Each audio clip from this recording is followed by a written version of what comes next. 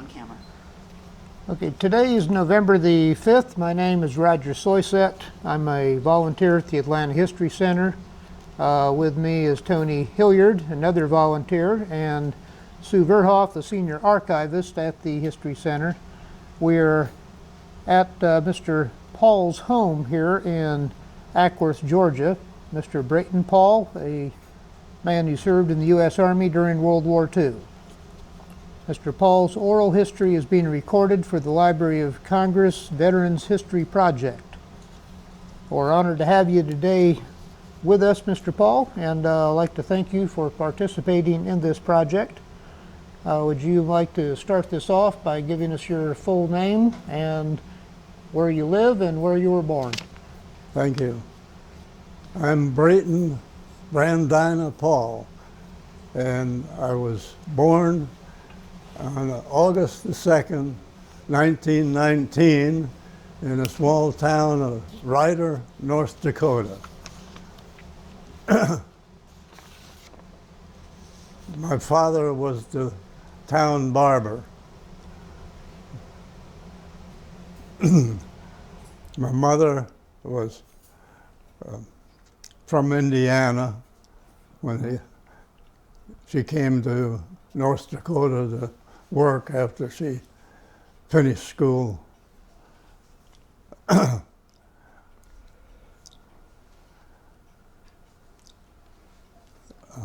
My father had been married to another woman, and they had a son and a daughter, which wound up being half brother and half sister to me.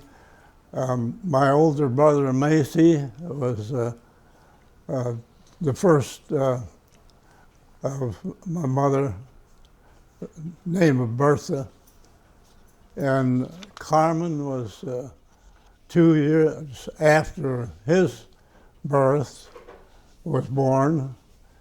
I was born next, and a brother Dale was born a couple of years after I was born, and 2 more years I had a sister by the name of Laura, which gave us a family of 5 children.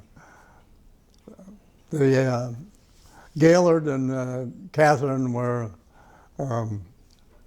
older and had spent some time in college. Gaylord became a barber in Grand Forks, North Dakota, and Catherine became a school teacher in a one-room schoolhouse somewhere in North Dakota. But I didn't see much of them. I remember Catherine playing the piano, and it was enjoyable. Wondered how you could do such a thing as that. My first year at school, well, I don't remember much about my childhood.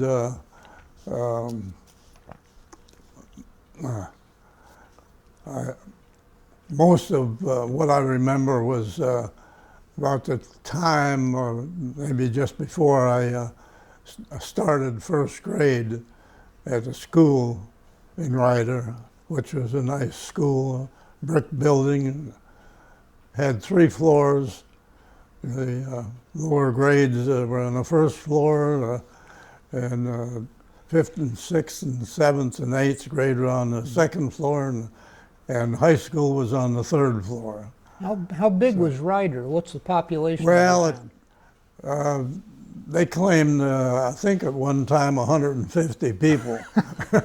Seems like you had a pretty big school for that many people. Well, they, whoever started the town was incorporated in 1903.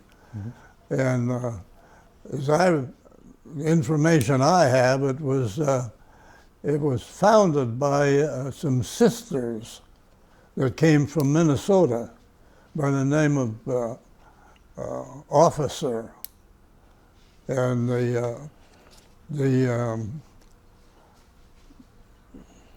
manager of the phone system and the electricity of Ryder was a GB officer, which probably make some comments about that later. But anyhow, living at that time was pretty rural. You remember outhouses and coal-fired stoves and things like that. Shoveling up after the horses. Yeah, I remember horses. I remember hooking a ride on the winter sleigh, horses-driven sleigh from the farmers that came to town on Saturday to stock up on groceries and things. We had a sled and take a rope and hook it on the one of the sleigh runners and get pulled a little ways out of town, and then you let the rope go and you walk your way back home. Yeah. So that was kind of fun. So when I started school, first thing I remember about that is that I couldn't figure out what the teacher was writing with chalk on the blackboard. So they moved me up to the front of the class where I could see it better. And later, my mother took me to mine it and got me a pair of glasses. So that helped with my education. So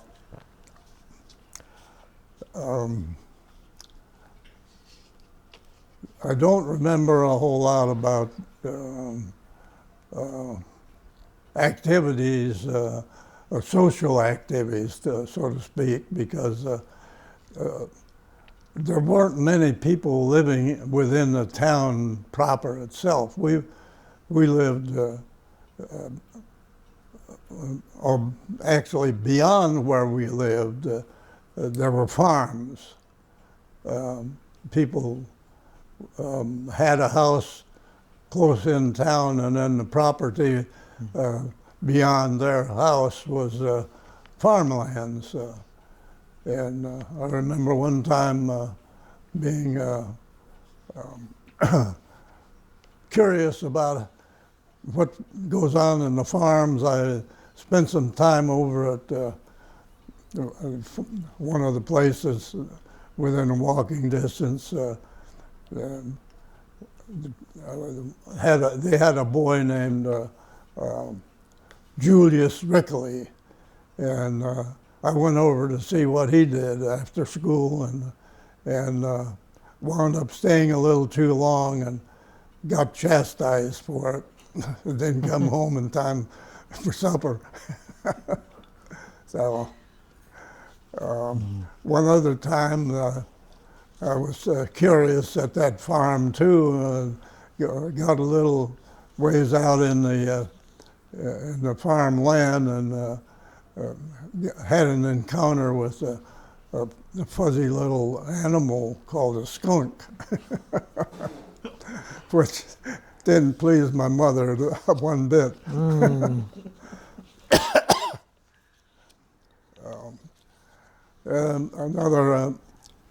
Another friend, same age as I, was a George officer, son of GB officer. He had a couple of brothers older than him.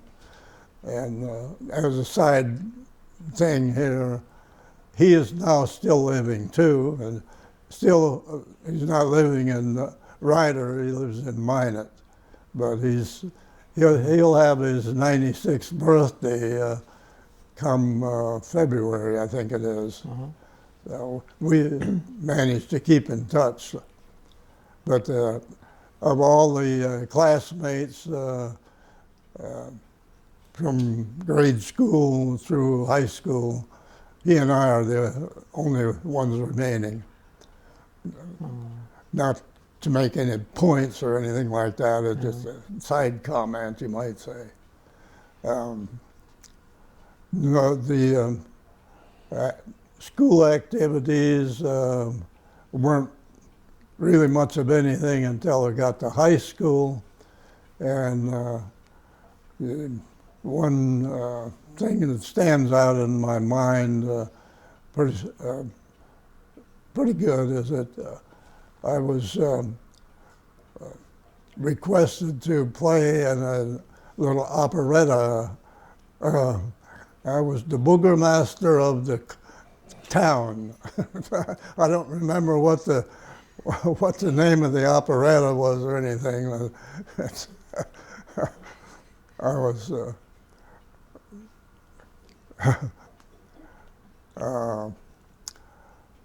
I guess I was able to sing enough to make it.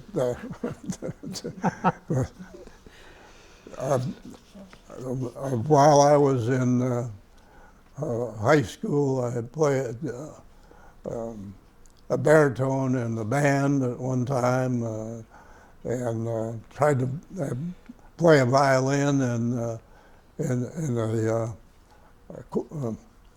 an orchestra group. We had a very good teacher called Oscar Swee that taught music and athletics. He was instrumental in creating some athletic equipment in the gymnasium. We were quite, the school was quite heavy on basketball. The only difficulty with any of the athletic endeavors, the school enrollment was pretty small, so it was hard to get even a good basketball team of 5 or 6 or 7 people. And then would you play other schools from other surrounding Yes. communities? Yeah. My younger, I don't remember much competition. I remember going to a couple of other towns to play some competition. They were pretty close, maybe less than 20 miles away, in a couple other towns, Douglas and Makoti and some of those. And I think one year I played in some kind of competition. It wasn't the finals of the season, but it was one of the other working up to the finals. I think we got beat. But that's some of the activities that I was engaged in. I have possession of 2 books, you might say. They were kind of a loose leaf type of publication that the senior class in the high school did, that recorded and had pictures of the first grade, second grade, third grade, fourth grade, all the way up through high school. And there's pictures in there where they shows me as playing a clarinet and a violin. I don't recall whether it was it's a 1934 and a 1935 annual. I don't know if I was in both there or not.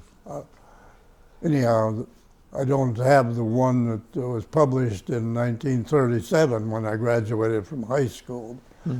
So the North Dakota people are doing a museum of Ryder. They've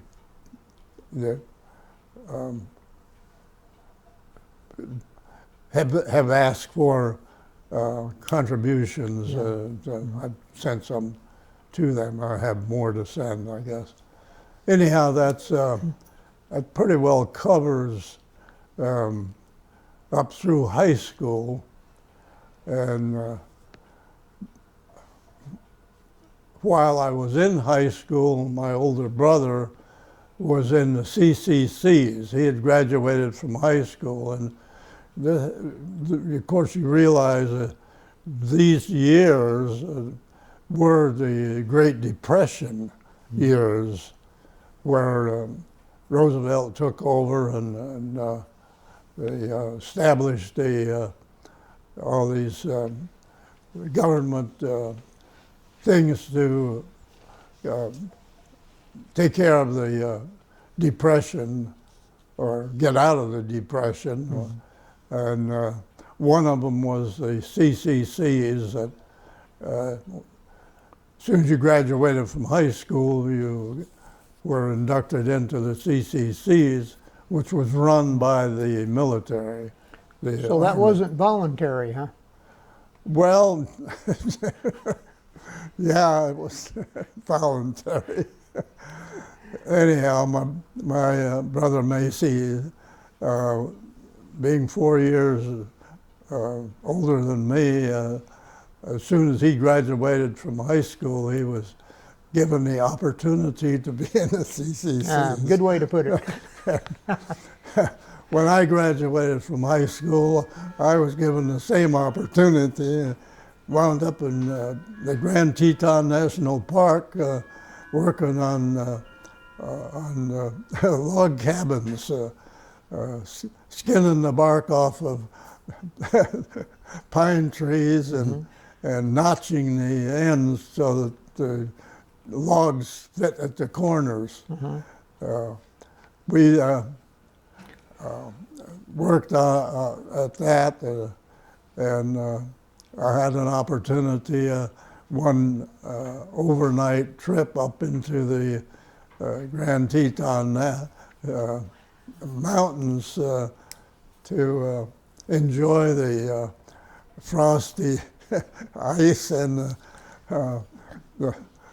above the tree line. And the dumb thing that I did, I thought, gee, that'd be nice to sit on my butt and slide down that ice.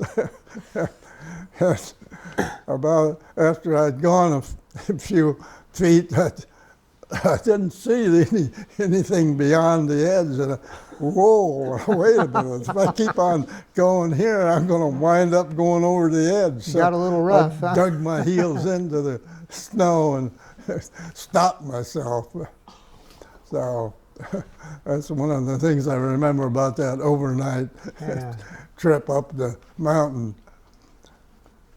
But for the most part, I got interested in airplanes at an early age.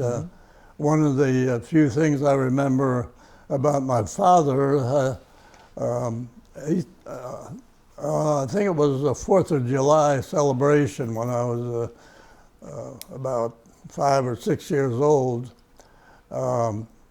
There was a barnstorming show of biplanes that came to Ryder, and they had a little race, old Wacos and OX-5 powered airplanes, and about the same time, as far as I know, the person that had the mobile gas station in town was an airplane enthusiast, and he and somebody else bought a Lockheed Vega, And then up there was a little sort of a hill. I thought it was a hill, but after I got older and went back and looked, it didn't look like much of a hill. It was up to the cemetery. The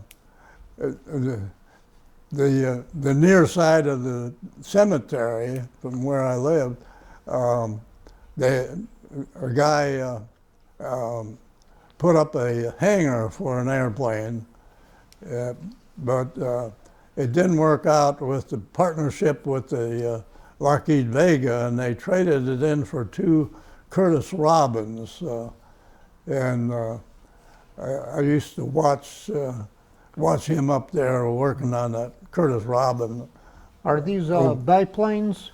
No, it was, remember, well, probably, you remember, well, you know, Lindbergh and his flight across the Pacific. Yeah, yeah. Pacific, Atlantic.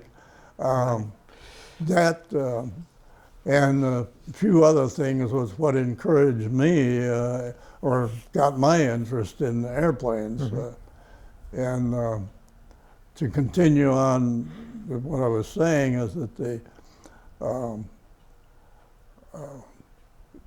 seeing the person up there working on the Curtiss Robin, most of the time he was working on the engine, I think. Those old Curtiss OX5 engines. Anyhow, it was a V8 engine that was in use a lot there. I and one of the other boys in town, a year younger than me, we happened to go up and watch the guy one day, and lo and behold, he asked us if we'd like a ride. So you can imagine how fast we accepted that. We got in the airplane.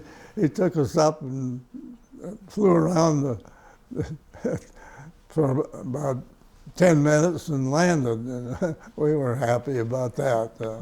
That was a big thrill for us at that age. I guess I was either a freshman in high school or I was in 8th grade or something. Yeah. And something else that sticks in my memory is when I was in the 7th and 8th grade. Well, I forgot. When I was 6 years old, my father passed away with spinal meningitis, a very sudden death. He came home from barbering Saturday night and was sick, and by Monday he had passed away. So that was quite a shock, and I remember a lot of people came to the house and stuff. And, a couple of his sisters showed up, so I had a couple of aunts, and never really knew much about them. They were the one that we got to know the most was living in Minnesota. I forget what town. And she usually sent some socks for Christmas, which was nice because socks get holes in them in a hurry when they don't have many. So we managed. It was tough going. I had to laugh at thinking back on when I was working in Illinois not too long ago. The guy that I worked for, named Thackerbury, used to brag about his cold water flat. I never said anything, but we didn't have a cold water flat. We had a cold water walk up the street to a pump to get water.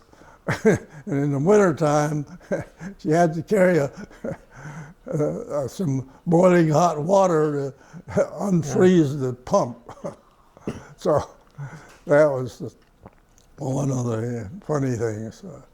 We had a old cook stove in the kitchen that burned wood if you had it, and coal. Lignite coal was mined in North Dakota, so it was fairly cheap. I remember we used to get a load of it every so often. Lignite, big hard chunks of it in the wintertime. We had a shed in the backyard, and the coal was delivered in that shed, and then you went down to the shed and hauled it back up to the house, put it in the house to burn and keep warm. So it was not real convenient. Yeah, the old pot-bellied stove in the corner of the living room. You take it out in the spring and put it back in the fall to take care of the winter. So, that brings up another memory of mine and my brother Dale. We had a metal trough sort of thing that caught the rainwater off the house in the back of next to the house. And I and my brother were playing in the water one day in the summertime, I guess it was. And he was small, and the trough was the top of it was about as high as his stomach, and his foot, he lost his balance and was balancing on the edge of that trough when he bobbed in and back and forth like that. Holy smokes, he's going to drown.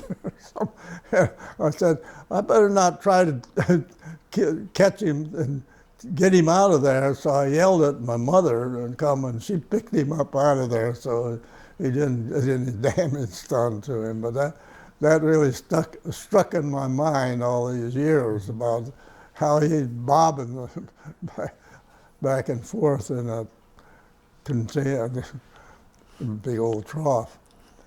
That North Dakota was pretty dry in the summertime, and you didn't have much rain, so the house was set up so that the rainwater would go into a concrete round cistern, they called it, and then there was a pump in the back part of the kitchen where you could pump up the water from the cistern to wash and stuff like that.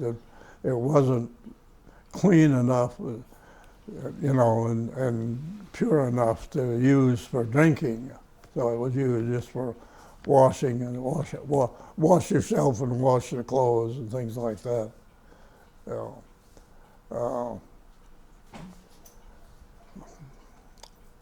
Another thing that happened when I was young, after my father died, my mother was having a tough time.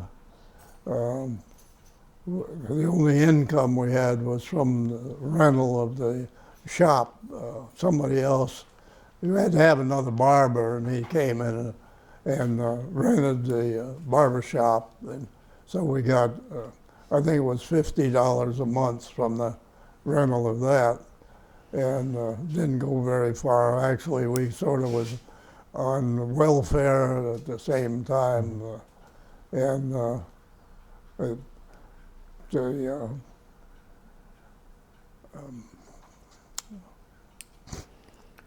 Well, you mentioned the weather in the summer. How was it in the winter? Pretty miserable. I saw minus 60 degrees one time, one winter, and blizzard, snow, and things like that. I say that hauling the coal up from the coal shed up to the house on a sled was not the best conditions, but it was convenient for school. I could run home and have lunch and run back to the school, because it was just on the other side of the street from where we lived, except it wasn't exactly perpendicular. It was on a slight angle.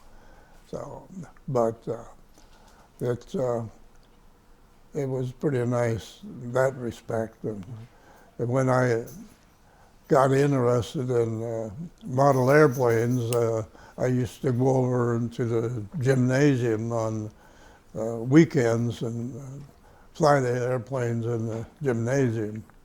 So see, the pattern of model airplanes had started.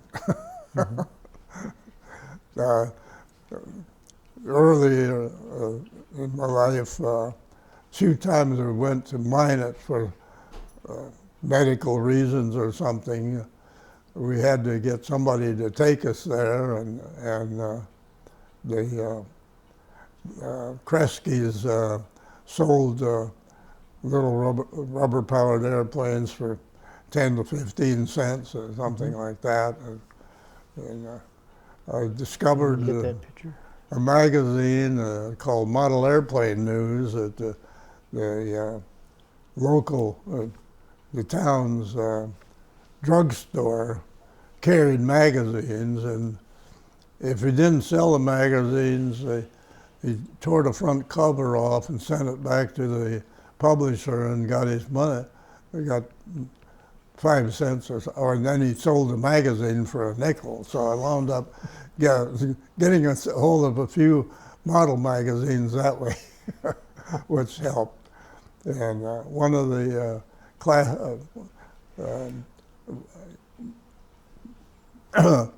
fellow by the name of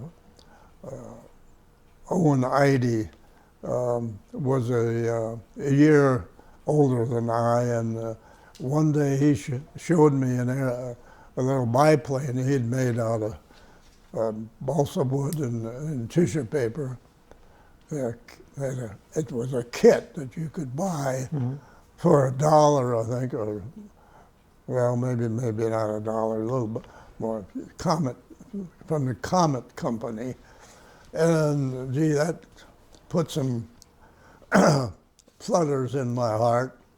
So I got one and built one too, and that was pretty good. And I figured out a way I could make it a little bigger, so I made another one a little bigger than that. I used to fly that over in the gym a lot, things like that.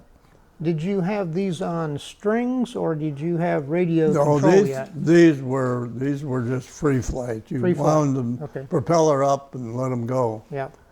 So, Can't get out of the gym, I guess. And they couldn't get out of the gym. Well, the gym was warm and it wasn't windy.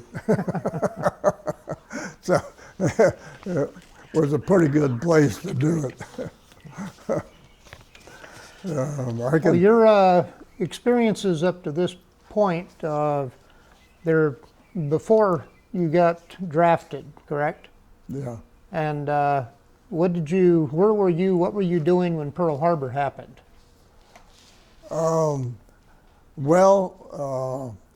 We got Macy, back up a minute.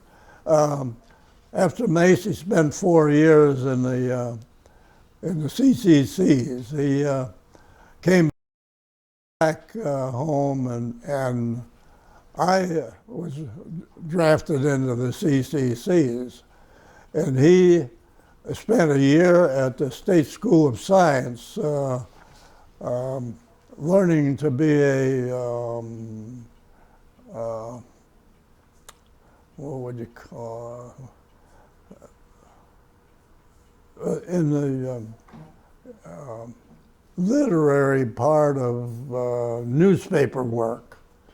He learned how to run a teletype machine Okay. and things like that. And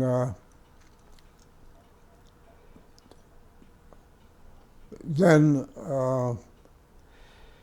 I guess he went, I was thinking he only went for a year, but he must have went for 2 years. And then when I came out of the CCCs, my brother Dale went in, and my brother Macy talked me into going to the State School of Science too, with him. And so I did. I went a year and took up some classes relative to airplanes, airplane structure, and I had maintenance. I learned how to run machines, doing machining work, of course, hand tools and things like that. I hadn't done anything like that as far as metal was concerned. Of course, a lot of the aircraft work is covering with cloth and doping it, you know. So I had gotten a little experience with that because the captain of the CCC company, after Wyoming, I only spent 3 months in Wyoming because the winter came on, and then, so they moved us over to a camp in Ontario, Canada, Ontario, Oregon, and the captain there had a friend that was into the aviation business, and he had a P-17 biplane, what's the name of it? And the guy was redoing the airplane, covering the wings, and I and another boy, the captain suggested that maybe we'd be interested in it. And so the friend of the captain was willing to let us come and help him cover a wing.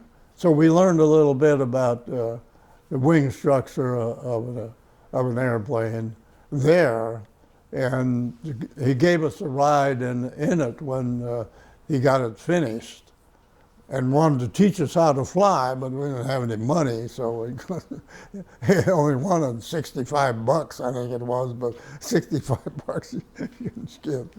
Mm-hmm. Anyhow, getting back to the CCCs,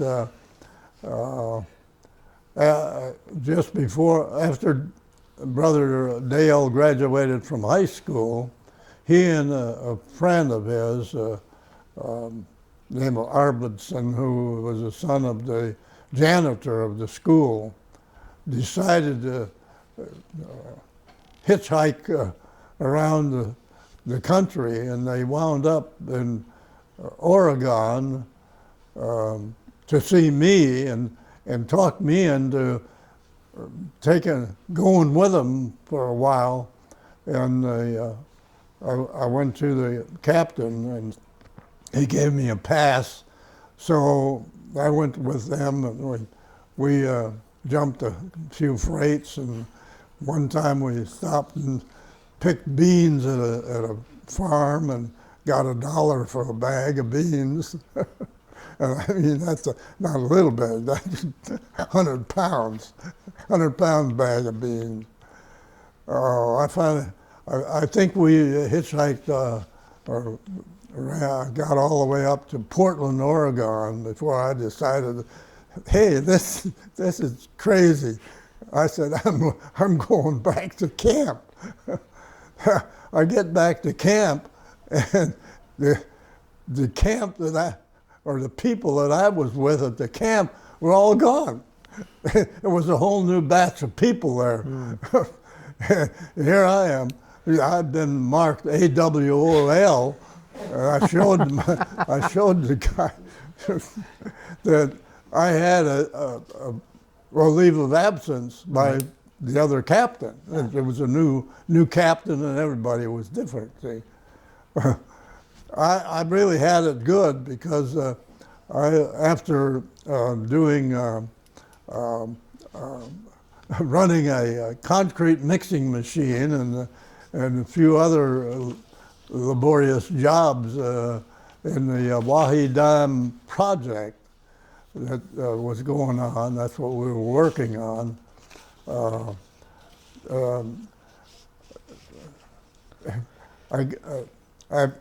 Captain knew I was interested in models and everything, and of course, he gave me the chance to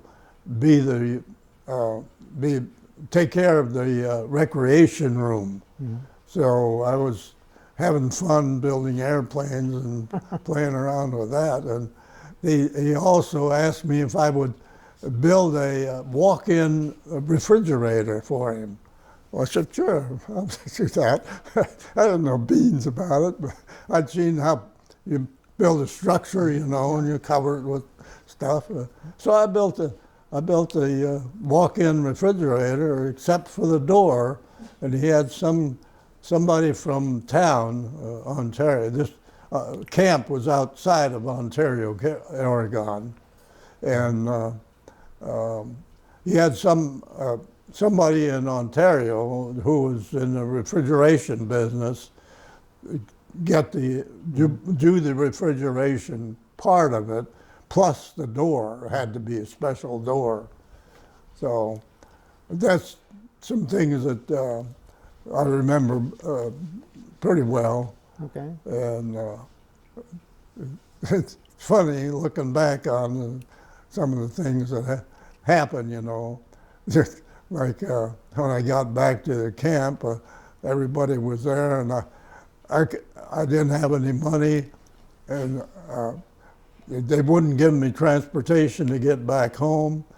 So everything I had that I couldn't carry, which was most of what I had, I only had a few bucks, and I gave to one of the new people there what money I had, and he promised he would send the stuff to me. Never showed up.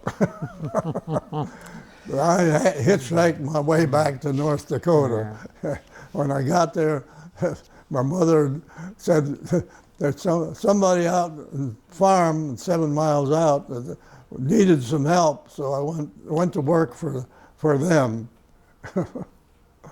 But getting back to the 7th and 8th grade, which I kind of lost track of, the summers when I was 7th and 8th grade, due to our our lack of finances, I went to work for the Lazy U Ranch. It was a farm south of Ryder, and I had the job of cowboying, herding 100 head of cattle for the 3 weeks of summer. And this was when you were in the 8th grade, you said? Yeah, 7th and 8th grade. Okay, did you have jobs like that in high school? Well, high school didn't get any jobs. No. I had the job in high school of cleaning the restroom area, the dressing area for the boys. That was my job.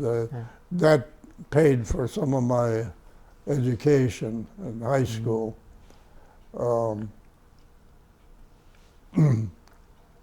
But that was a good job, herding cattle. It was board and room. So it's save the rest of the family from my eating.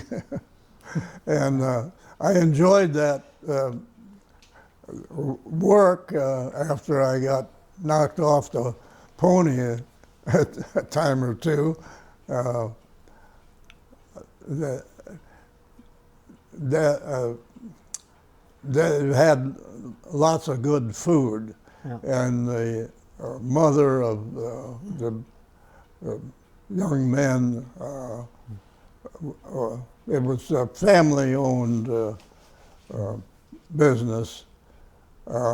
They did combining and stuff. They raised cattle for beef. They had a couple of cows that they milked and got milk that way, but they didn't do their own churning. They sold the milk and bought the butter. And Yeah. one of the comments, because I like that was good bread that the mother baked. And I was really enjoyed that because I had a good appetite at that time, you know. And her comment was, "Easy on the butter, kid. It's 50 cents a pound." I can still remember hearing that. But otherwise, the combination of everything was very beneficial, I think. Okay, we're getting up to about 1940 now, I think, in your life. The war has already broken out in Asia and in Europe. Well, getting back to that, that was my older brother Macy. When he was going to State School of Science, he joined the National Guard there, and then when Roosevelt declared war on Japan, that National Guard was the first bunch of soldiers that were put into action, activated. Yeah. And they were, my brother was sent over to the Pacific, and he sent back a few letters. We didn't hear much from him, and the few that we heard, of course, when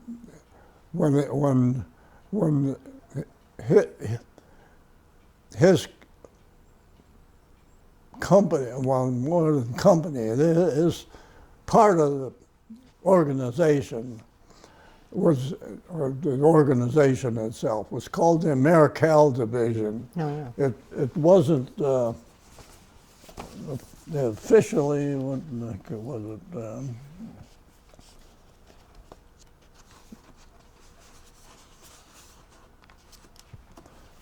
He was Master Sergeant of the 164th. I don't know and it was called the Americal Division. Yeah. And they were assisting the First Marine Division on Guadalcanal, the Battle of Guadalcanal. Wow. And I guess that's where he got wounded. He wound up with shrapnel in his legs and everything. And wound up in the hospital, and I guess, well, when he got out of the hospital, he went back to the outfit, the Americal Division, and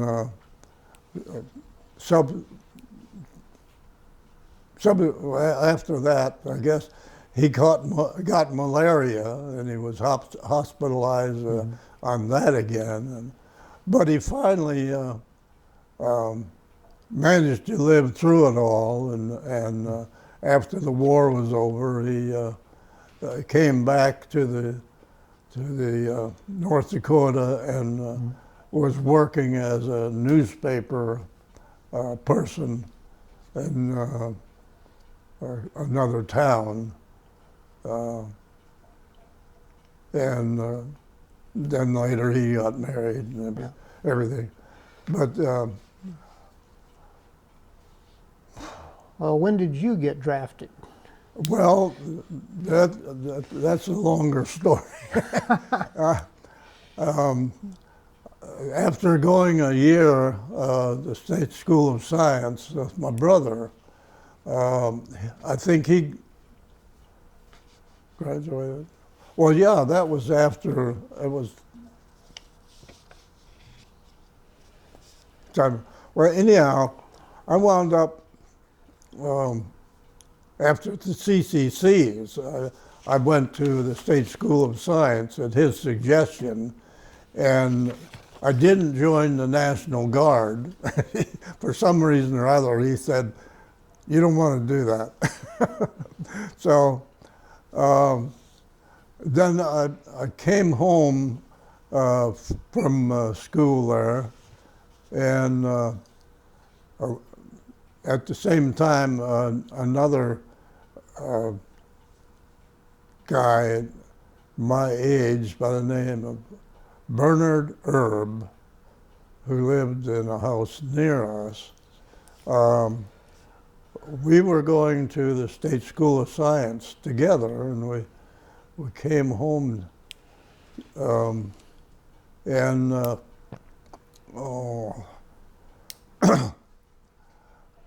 I went to work for a farmer.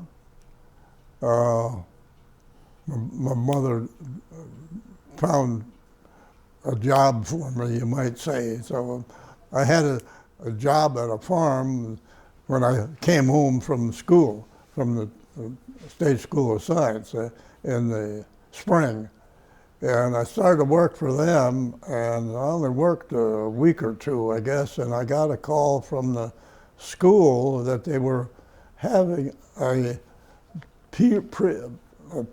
prepaid or federally paid chance to learn more about aircraft work. So I gave up the farm job and went back to the State School of Science to get this extra information on aircraft work.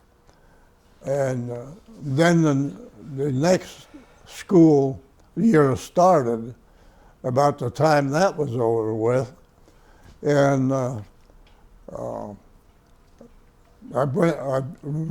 enrolled in the next year and started the school. We were only into it a month at the most, and we got information from the aircraft companies on the West Coast and from the Glenn L. Martin Company in Baltimore, and we sent the application in to the Martin Company, and the Martin Company offered us a job, offered me a job and other people that were going to the school. And I was acquainted with another person by the name of Ray Stockstead, and we talked about it, and then they said, well, let's go.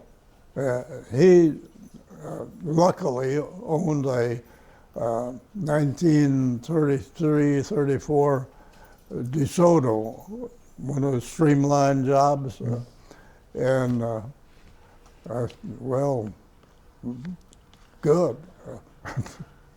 So we got in the car, and he drove us to Ryder from Wahpeton, and my mother gave me $14, I think it was, and we headed off for for Baltimore. While we were discussing this about going, one of the people in Wahpeton had a son who was in naval training in Baltimore, living in Baltimore, and they suggested that they gave us his phone number and said, when you get to Baltimore, call him up and talk to him, and he'll tell you what to do, where to go, or something. Well, we wound up there one Sunday morning, about midnight, I guess, or something, and we were so tired we just slept in the car. So as soon as we woke up, we called this person, and he said, "Yeah, I have a Baltimore newspaper here.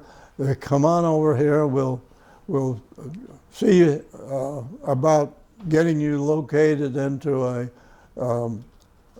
someplace to rent for, and you can go to work Monday at the Baltimore plant." So we did, and he helped us to locate from the paper a room for rent in a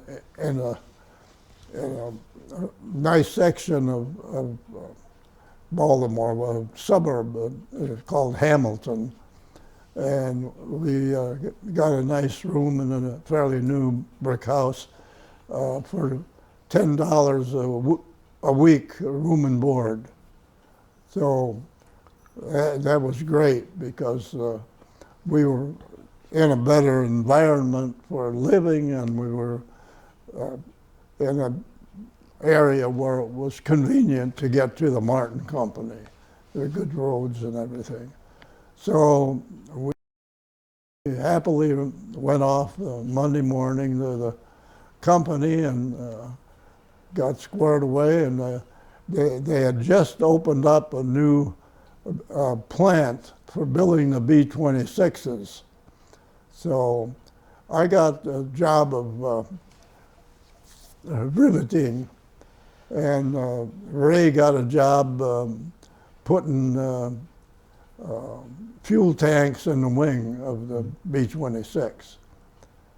So I wound up with Rosie the Riveter, except I was not Rosie. But there were women, and at one time, you didn't always have the same person helping you as a riveter. In riveting, you have to drill the holes, and then you have to fill them with the rivets, and you have this air gun that goes blam, and you have somebody on the other side with a iron block of some kind bucking the rivet. Yeah. Well, you never had the same person all the time, but I did have a woman that handled the bucking bar at one time, and she was pretty good. And I got to where I was pretty good too, I think. So, and I learned to sharpen the drills and do the drilling, and the tool people would have a metal strip with guides for the drilling the holes, and they'd put that up, and then you just go ahead and drill the holes, and then that would be taken down, and it was really interesting and fascinating and terrible work. Actually, it's but you got acclimated to it, and it was okay. It was tough the first few weeks because everything was so strange. But looking back on it, one of the best places I ever worked was the Glen L. Martin Company, and factory life is factory life. You know, it's tough. It's not a sitting around job. You're active. And it's good for you, really, accept it. You wouldn't be able to do what we did these days because you'd have to have places over your ears and over your eyes. Of course, I had glasses, so I was pretty much protected that way, but I think you still used some kind of safety glasses also, sometimes anyhow, but most of it. Yeah. Would working there make you draft exempt, working in an aircraft plant? Well, yeah, I guess for 4 years. But then they ran out of bodies, so they were pretty desperate. I was 26 years old, married with 2 children by the time they drafted me, which really was, they just got under the wire, actually, because I understand that 26 years of age was the limit. That's probably why they got you. Yeah, that's what I say. They just got it under the wire. Yeah. So, actually, is that about 1943? Is that about 1943? No, 44. 44. Yeah, Okay. 44. See, I started the Martin Company in 1940. Okay. And anyhow, well, one thing I wondered about, with your experiences in working with airplanes, with ranching, building, how did you end up in the infantry?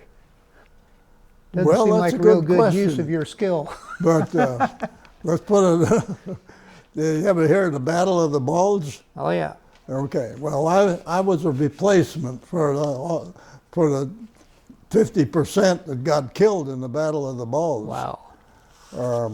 The book on the 120th Infantry pretty well illustrates what went on with that particular infantry and the Company L that I was in, wound up in. Probably one of the last things that Germany did was the SS troopers caught a bunch of the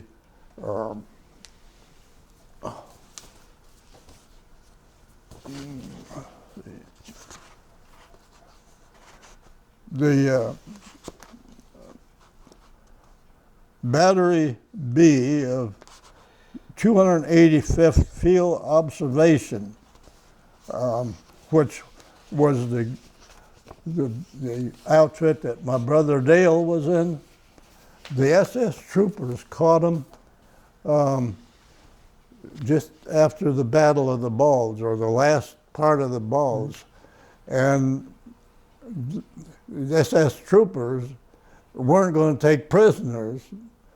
They lined them up and machine gunned them. I think they killed 80 of the 100 and something of that group. Yeah, I think that was the Malmedy Massacre. Right. Yeah. Murder of Malmedy. My brother didn't get shot. He wasn't with him. He was a tech sergeant, and he had taken his Jeep up to the Five Corners, or what they call it, I think it was called Five Corners, and he was going to direct traffic, but nobody showed up. What had happened the SS troopers tried to kill them all. Well, that brings up another part of my story. See, my story is actually a story of three people: my brother Macy and my brother Dale and myself. I'm the only one left. I was lucky and I didn't get killed. I didn't get wounded. Dale didn't get wounded, I don't think. But only my brother Macy that was shot up. I was close to getting shrapnel in me, but it didn't hit me. So I'm here to talk about it. Well, we're glad you are.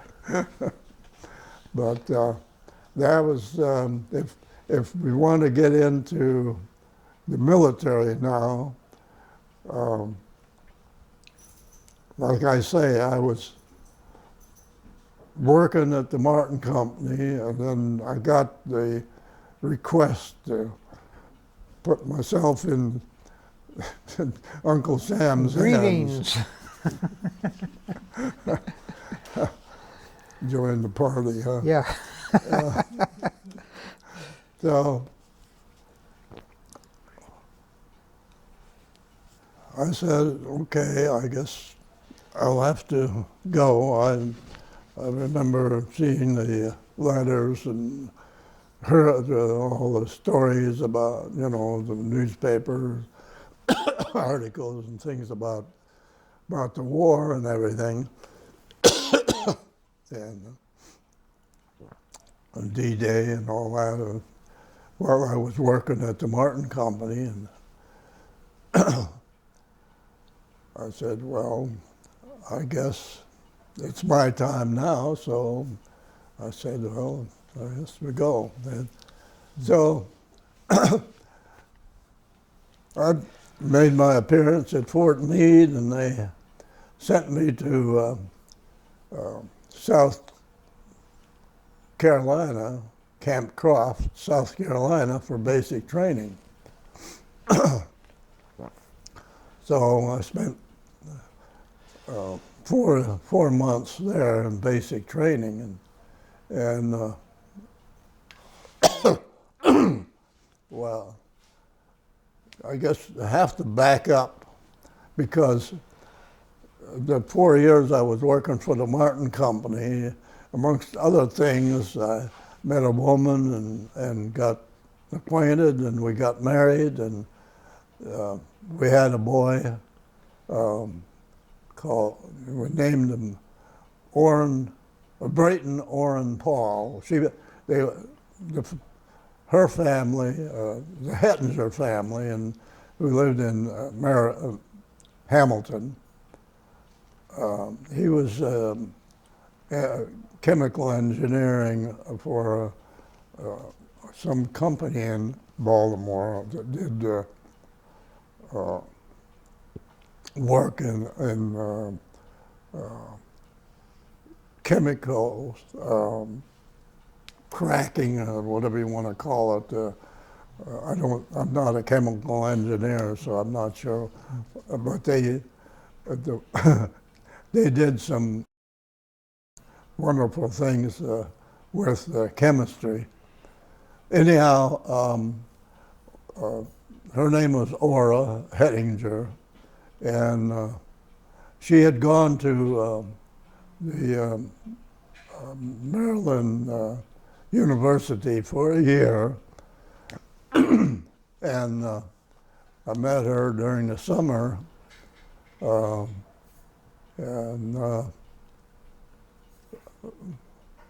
we hit it off pretty good. So I wound up getting married, and by the time the call for the military, we had a boy and another baby on the way. And when I went to Camp Croft for basic training, just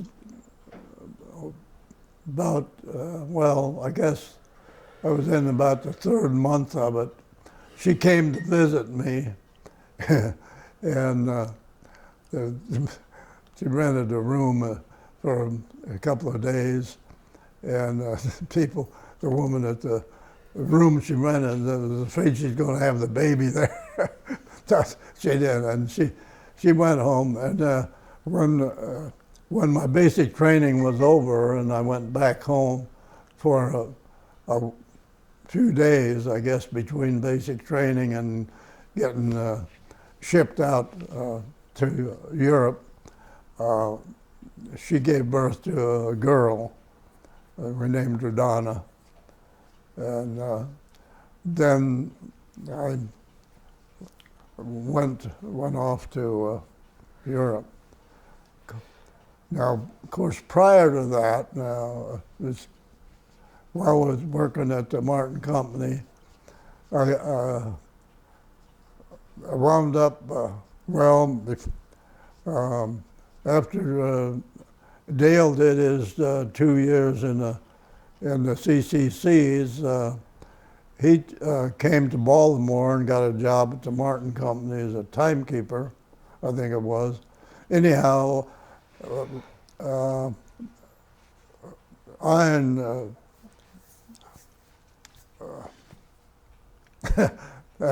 and other people had come from the State School of Science and got a job at the Martin Company, decided to rent a house and get together in a house and be more independent. And even though the $10 a week board and room was a good place and all that, we felt that we should be better off separate. So we wound up renting a house and living there.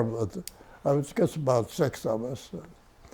Anyhow, then Ray and some of the other people moved on. Ray decided to go west. He had taken pilot's lessons and became a pilot, and he decided to go west. And I wound up with my mother, my 2 sisters, and Dale living in the rental house. And of course, then I got married, and I bought a row house from one of the guys that I worked with at the Martin Company, who had lived in it and had moved out of it and rented out to somebody else. He had rigged it, fixed it up so that it was you had a downstairs and an upstairs, and when he lived in it, he rented out the upstairs. So then when he moved into a better home, pretty close to where this was just off of the main drag, York Road in Baltimore, little row house street called Chateau Avenue. And I bought the place and then got away from the rental house. And the way things worked out, I wound up with our family living in it, you might say. But then when I got married, I took over the downstairs and rented out the upstairs. So my mother and Carmen bought a separate house, so they were living in that. But now, back to the Army. After the basic training, they shipped me overseas. I think it was in a boat called the Manhattan. And of course it was like a cattle car. You didn't have much in the way of privileges. You were fed and everything, and lived through that with I don't think I got sick. I don't think I got seasick going over. You remember how long it took? Yeah, it took a week. I think it was 7 days. We wound up in the English Isles somewhere. I forget the name of where it was. And then we crossed the channel over to France somewhere. And then from France, I eventually wound up in Minden, Belgium. And about sometime during the first week of getting to Minden, somebody came, said there was somebody at the headquarters that wanted to see me. So I went with him over to headquarters, and lo and behold, it was my brother Dale. He found out that I was in town, and their outfit wasn't very far away, so he came and he had a Jeep to use, so he came and got me, and I went with him back to his outfit, and I had a chance to talk to a few of the survivors of the massacre. One I remember very distinctly talking to where when he saw what was going to happen, he dropped to the ground and pretended dead. The SS trooper came along, the SS troopers, not just one, but all of them that were there, decided, well, they're going to salvage all the jewelry and stuff off of the guys, so they came along and taken the stuff off. I think the guy said that they'd taken the wristwatch off of his hand, and he objected a little bit to it, and a SS trooper took his pistol and shot him in the head, except he missed, the bullet went through his helmet, missed his head. And the guy said, well, you better be quiet. So he laid there, and the guy took whatever it was off him and figured he was dead. Wow. And one of the surprising things in my getting over to Minden was destruction of stuff in France. Everywhere, bodies laying everywhere, cattle, horses, stuff, and people laying around. And of course, I've been seeing a lot of destruction of structures and everything. So that was kind of upsetting in a way. But then when I had a chance to see my brother and talk to the people that, and then later, of course, found out more about it in the newspaper articles and stuff. That was back after the war was over and everything. More recently, actually, the one article that see if we got it here. Yeah, here, this one here. From out of the fog came a desperate army. And it shows the Belgium and everything in the article, and I'd written in there about the Battle of the massacre. Okay. So this is the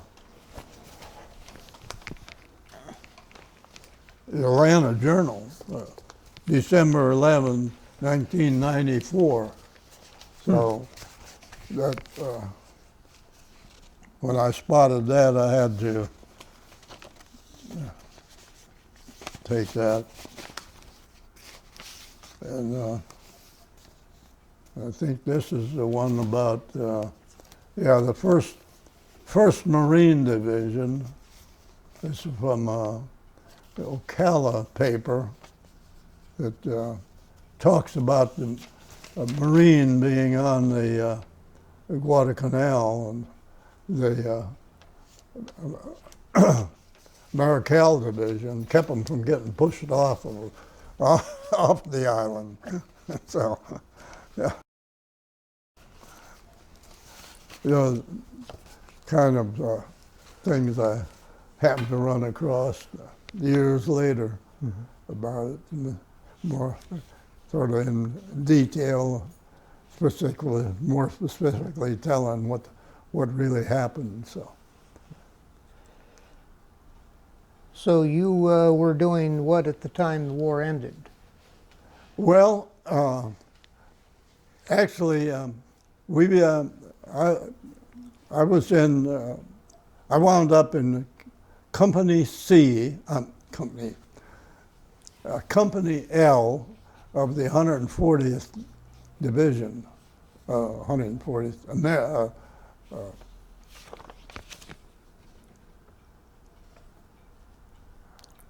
Of the 30th Division. 30th Division, yeah, 120th Infantry of the 30th Division, the old Hickory Division. So in Indian, we were, I don't know, this was a sort of a dull. It was after the Battle of the Bulge, and things kind of settled down, and they were getting people to replace the people that got killed during the Battle of the Bulge and all that, and whatever preceded that, the D-Day stuff. So we did some practicing. We were living in a home, an old home, and it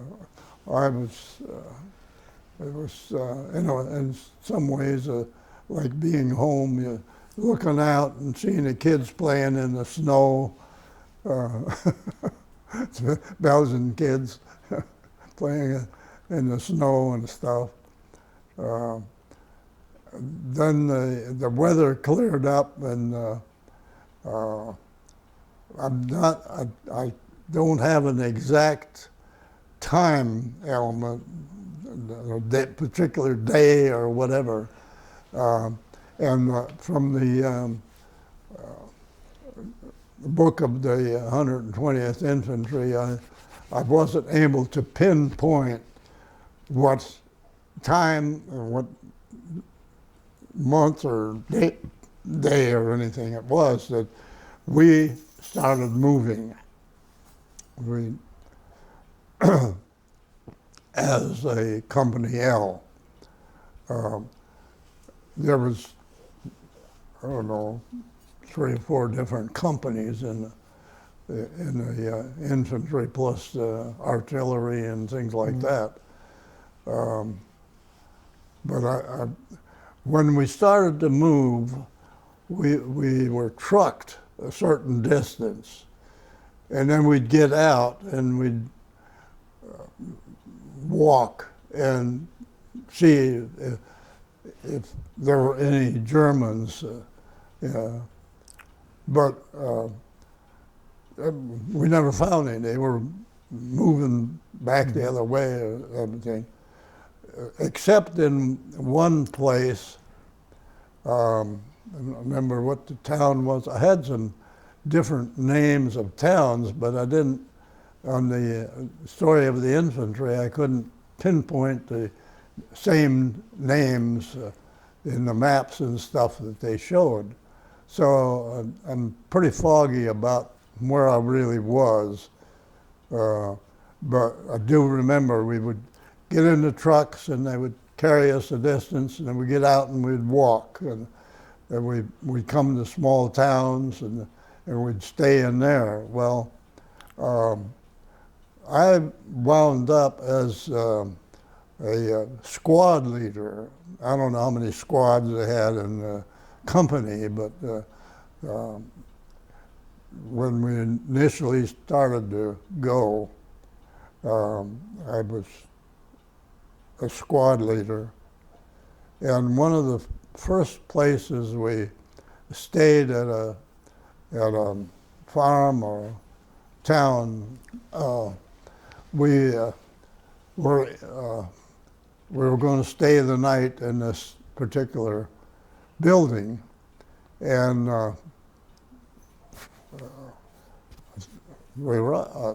I myself was up with some other people in the second story of the place, and it was like a bedroom, and they had a big cabinet. Oh, I guess it must have been about 6 feet wide and pretty high and everything, and it had some hooks in it for hanging clothes and stuff.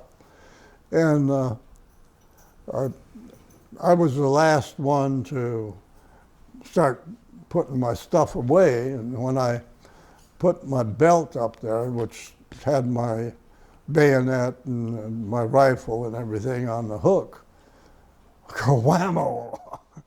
I had my head half in a thing, and this rifle went shot off. Was it your rifle? Not my rifle. Somebody had hung their stuff up with a loaded rifle in there. Thank goodness the rifle was pointing up. And when I put my stuff, it moved his stuff so that the bayonet scabbard went in the trigger housing and fired the rifle. Wow. With my head in there. People came running and wanted to know what happened. I explained. I know who it was. It was an 18-year-old who was. He was sorry, though. Anyhow, he didn't. There was nothing done about it, and I didn't think anything of it. But the next day, I guess it was, we were on the move again, and we were out walking, and I had the walkie-talkie, and the captain was up ahead of me somewhere, and I was standing waiting for instructions from him, and a guy was standing next to me, and all of a sudden he's, I'm hit, and he pulled his shirt and stuff off, and on the back, his shoulder back here, there was a round spot of red. He apparently got hit with a bullet or something. He starts hollering medic and runs off. Mm-hmm.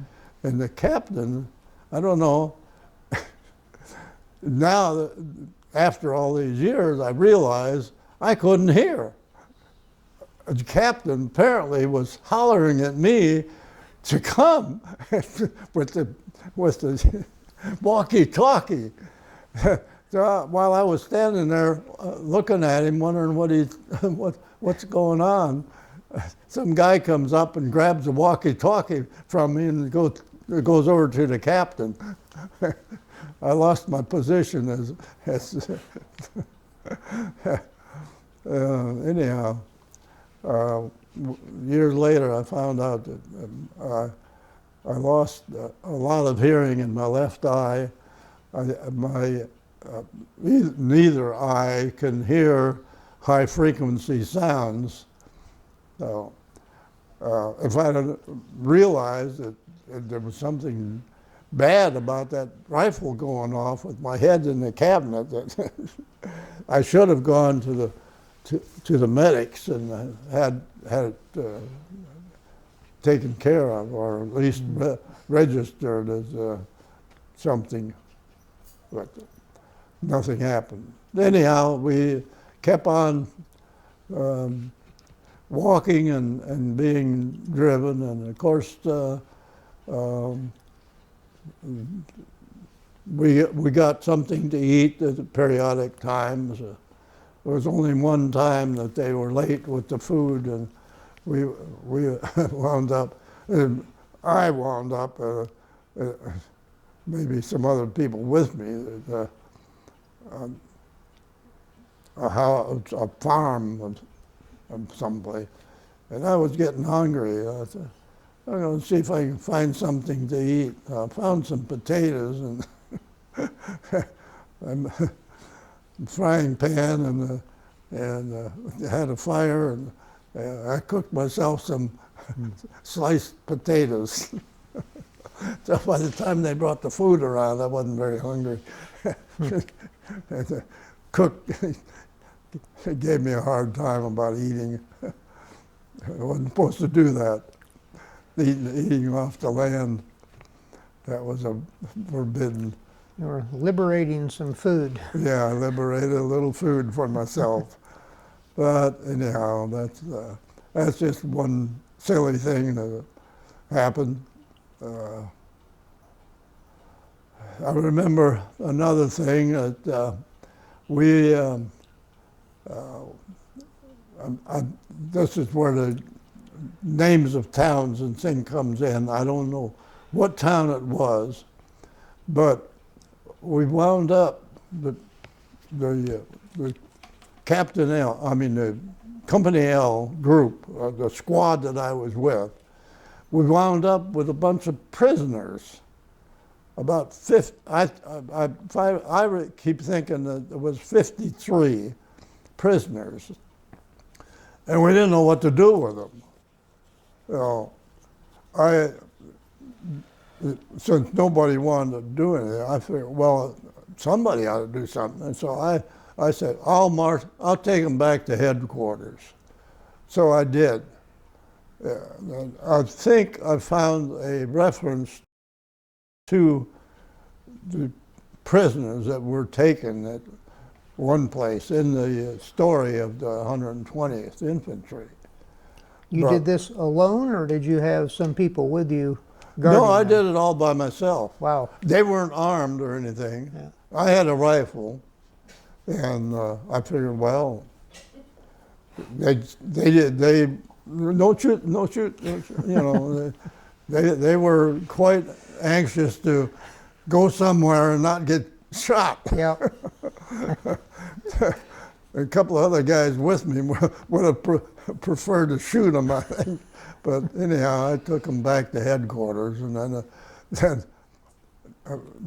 it became dark, and it wasn't until the next morning that I started to catch up with the group that I was with. So I lost some personal things in the process because I figured I don't want to carry all this stuff back to headquarters. I'll leave it here and pick it up on the way back. Well, on the way back, there was no way to find it. The way back wasn't the same way or something, I don't know. Anyhow, it wasn't a drastic loss. So we went on, and other than the small towns that I remember, I remember we went to Brunswick and some other places, and eventually wound up in Magdeburg, next to the Elbe River. We had to cross the Rhine and the Ruhr and those rivers, and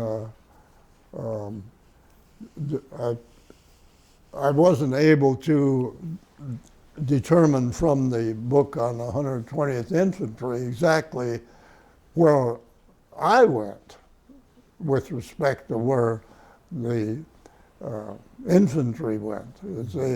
They told about other parts of the infantry and what they did. One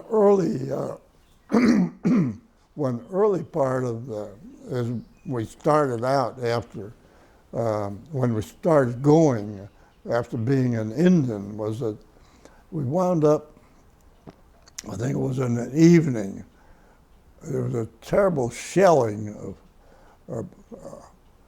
and before evening it started, and I don't know from this day, I guess it was our own artillery that was firing, because I don't think the Germans had the the shells that with the proximity fuses in that we did.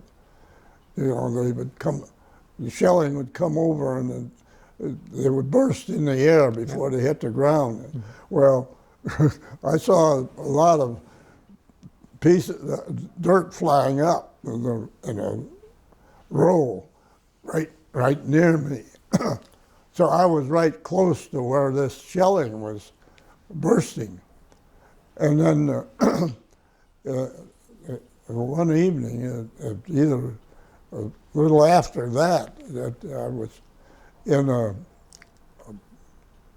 I keep thinking of it as a foxhole, but it wasn't really a foxhole. It was in sort of a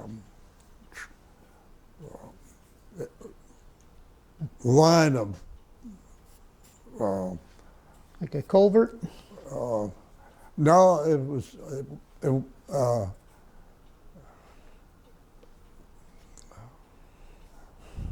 anyhow, there was a sort of a depression. It wasn't really a cave, but it was sort of like a cave.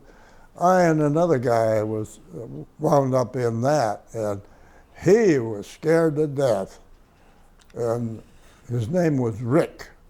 And the last name was Rich. And I often wondered if he was part of the Rich family from Baltimore, the Rich store, you know? Yeah.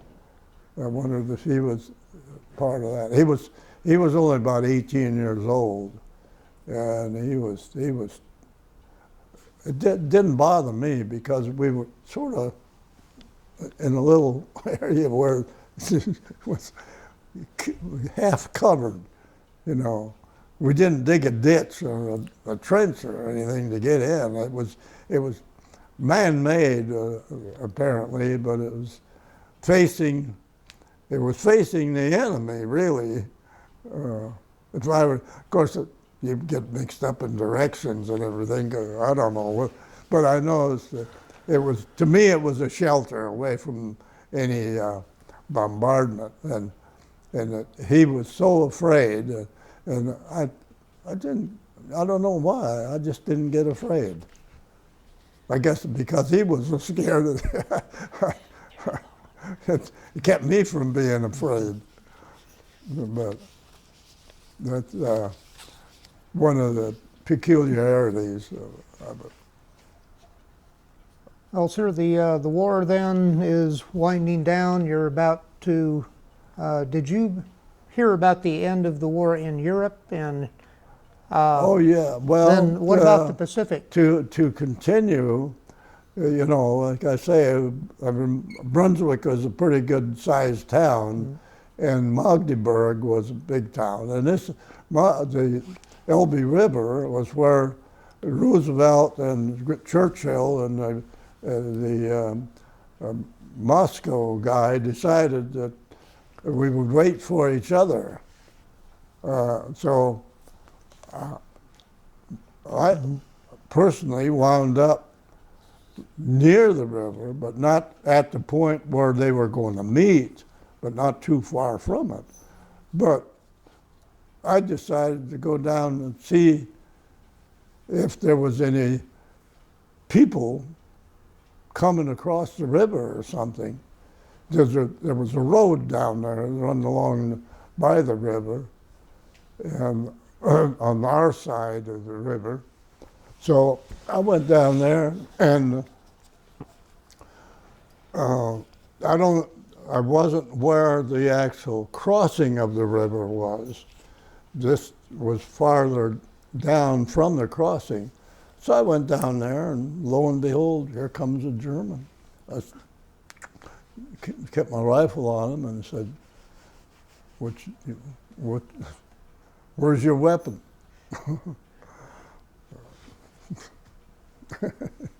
Handed it to me.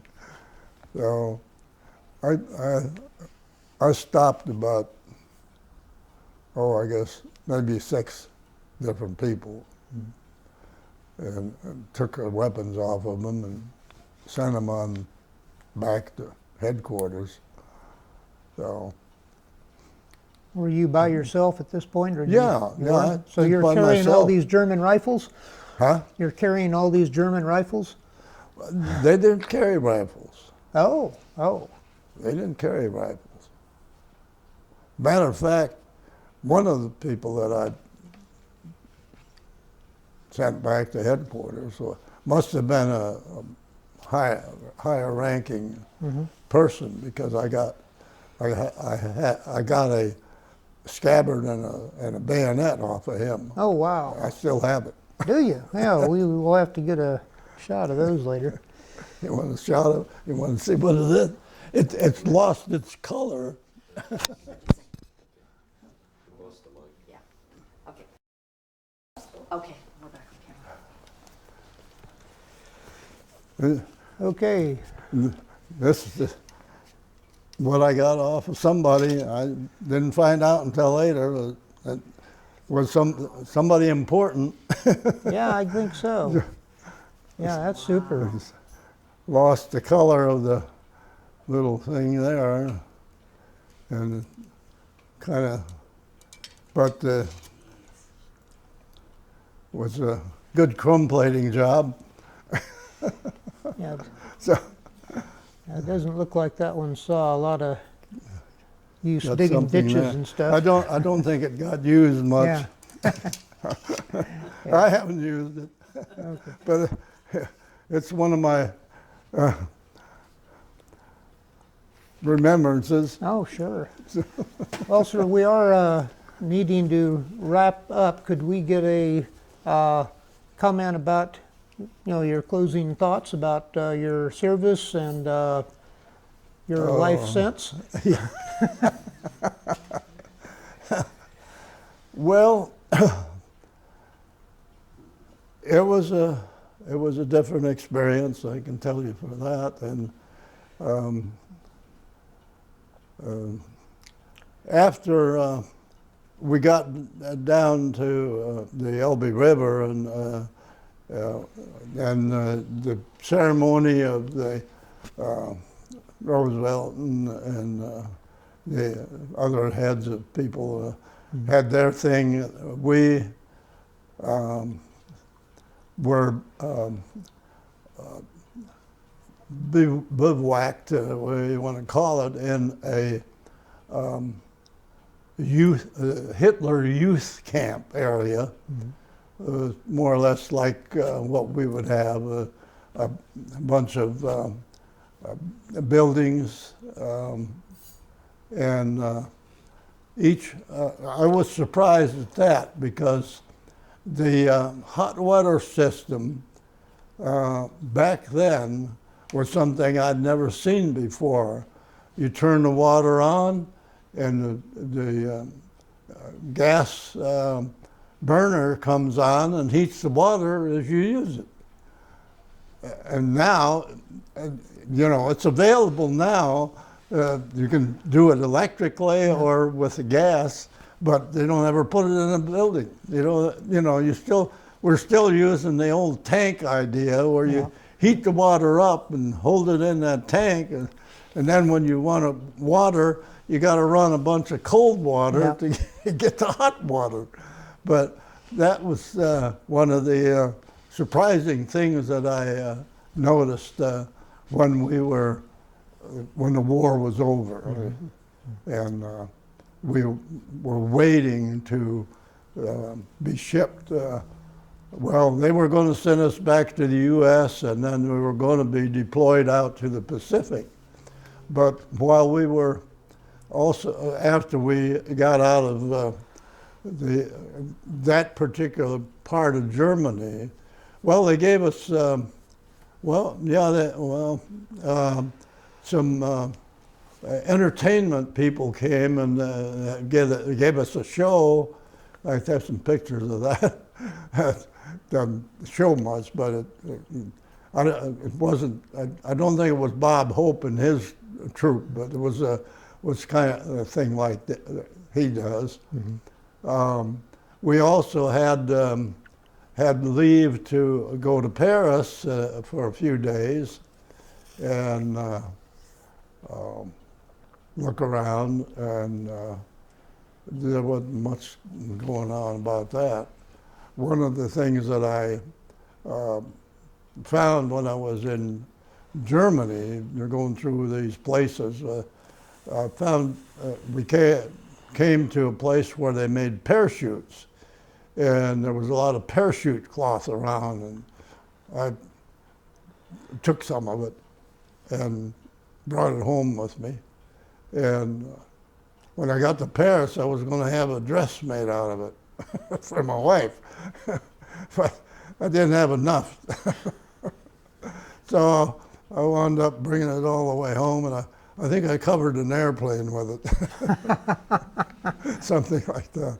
But anyhow, of course, you know, we didn't have any money either, so while we were sitting around, we traded. I gave away my cigarettes. I didn't bargain with that. But there was a great need for soap. That was a bargaining chip, soap and food if you had it. So, but I understand from one of the friends I was acquainted with in the flying business, he was one of the occupation people, and he said he got involved with the black market of stuff, which I can understand how that would work, because the German people were destitute. They wanted everything they could get their hands on.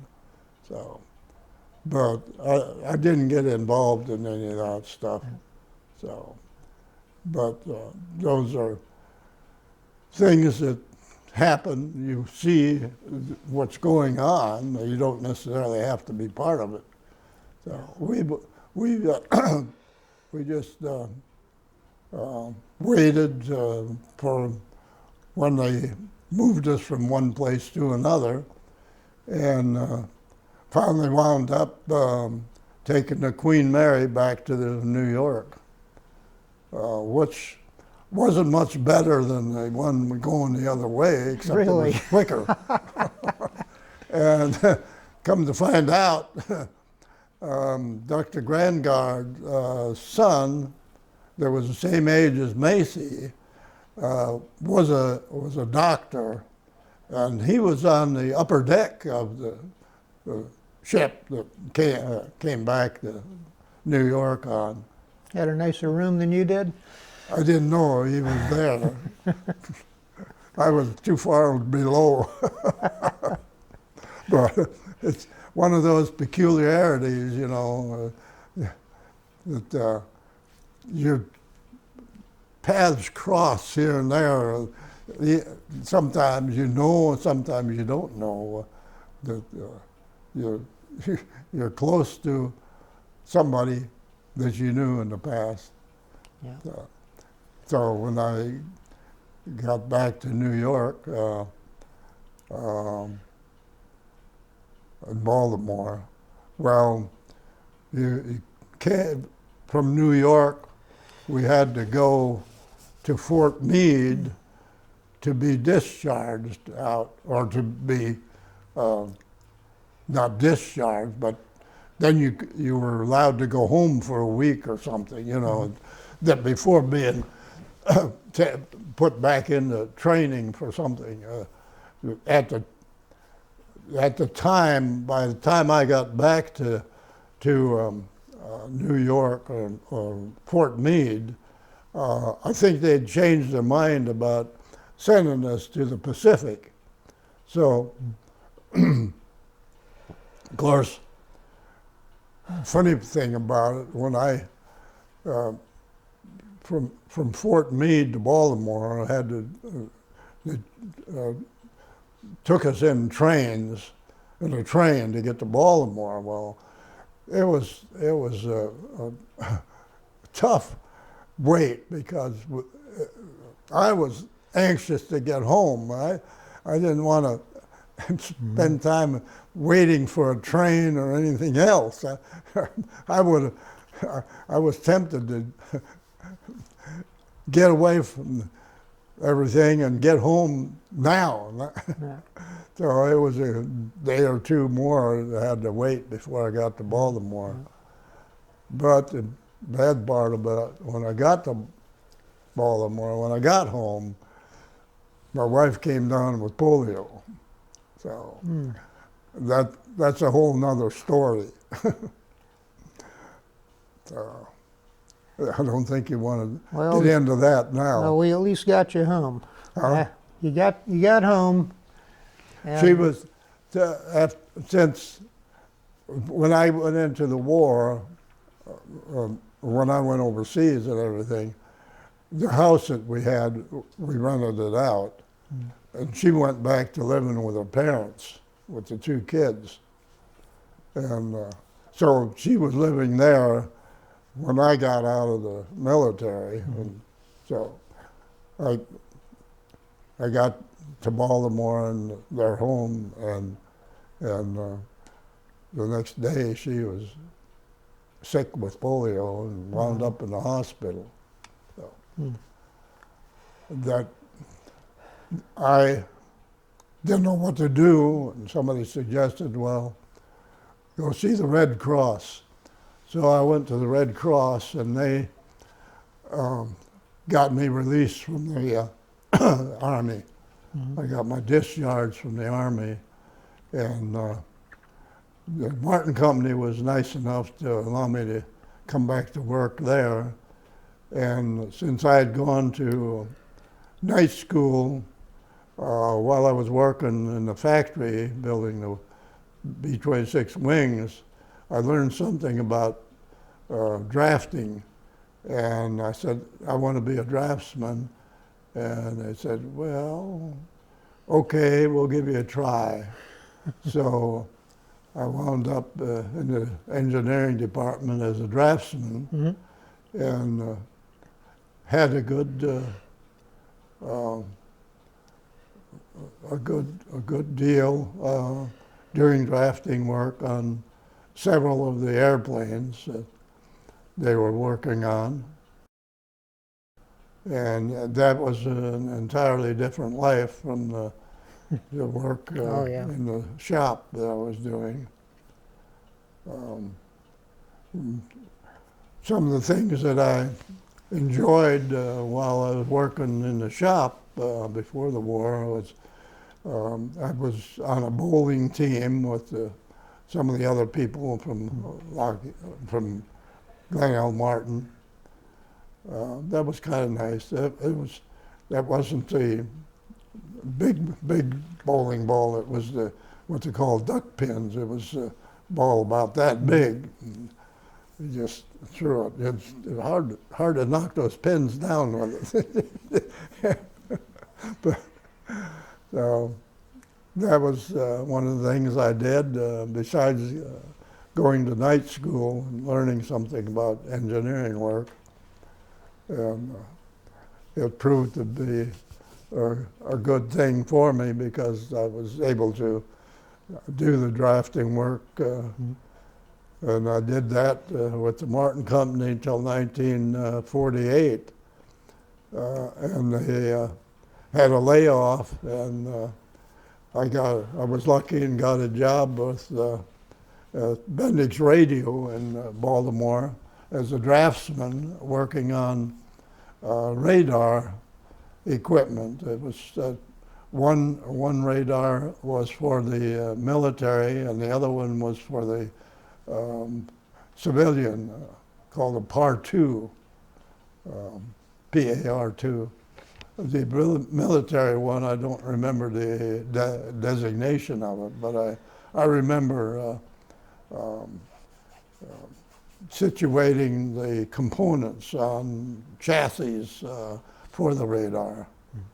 That was back before the smaller components. Yeah, solid state.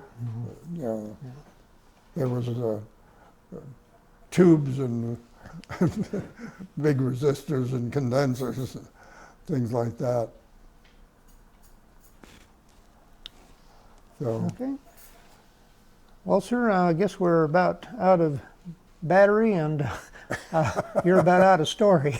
So we want to thank you very much for your time here today, and we will get a copy of this interview to you as soon as we get our act together.